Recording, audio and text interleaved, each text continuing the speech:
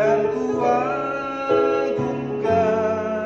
Kau layak disembah.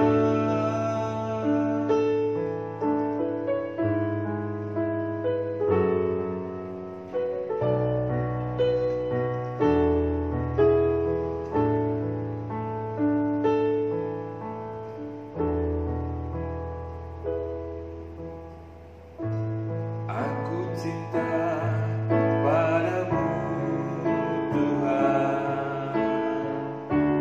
Aku rindu hadirat-Mu, Tuhan.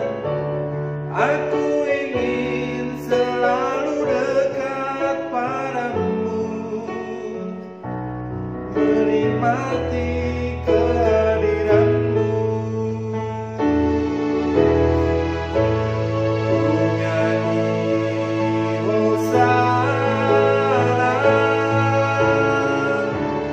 Bagi Rajaku yang duduk di tahta,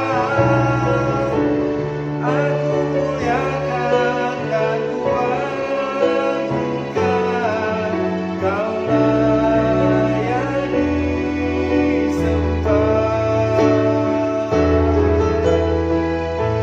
Ku nyanyi Hosana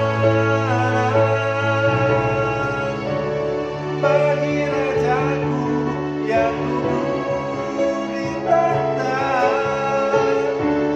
aku muliakan dan kuagungkan, Kau layak disembah.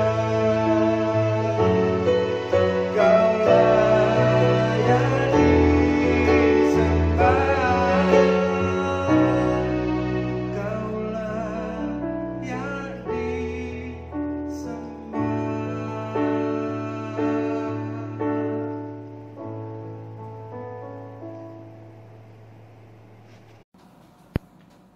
Shalom teman-teman dimanapun kalian berada saat ini.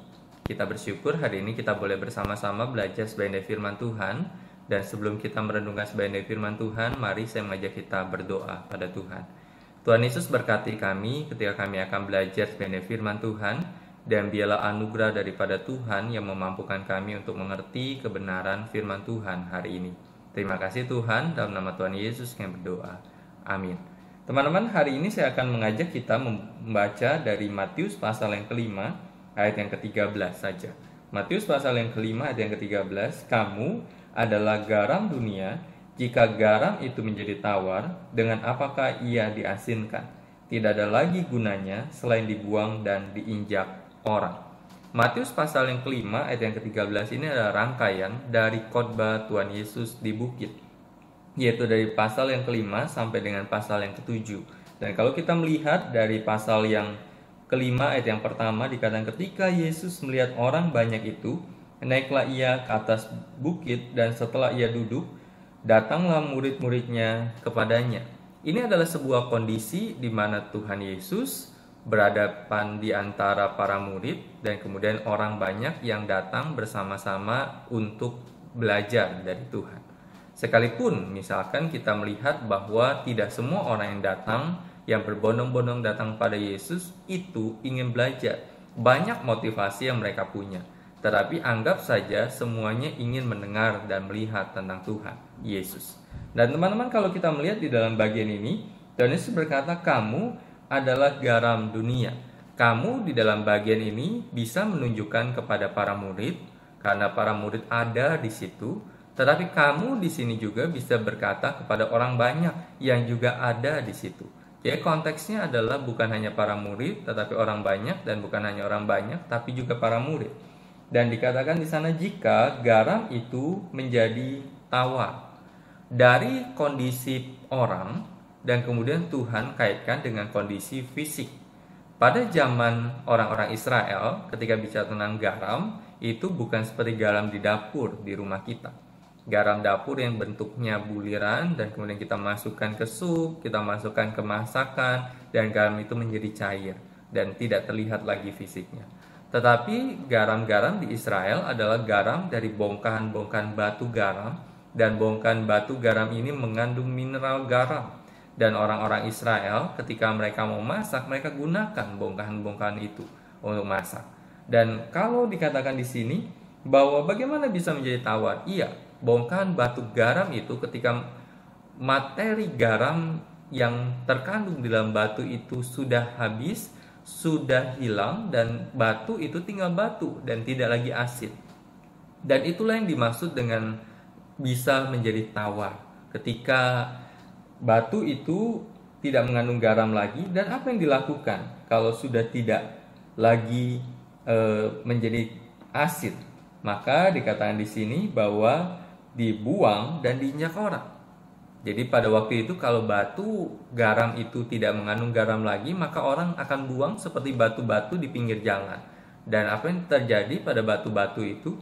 Ya diinjak, dibuang orang.